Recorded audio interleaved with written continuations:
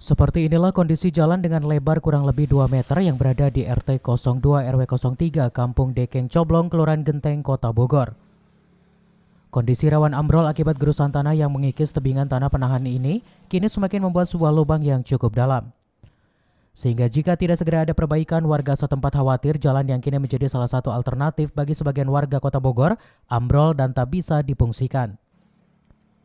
Kepala Seksi Kelurahan Genteng mengatakan jalan tersebut memang sudah dilakukan peninjauan yang menjadi agenda dan akan segera dilakukan pengajuan ke pemerintah Kota Bogor agar segera dilakukan perbaikan. Kurang lebih 3 bulan.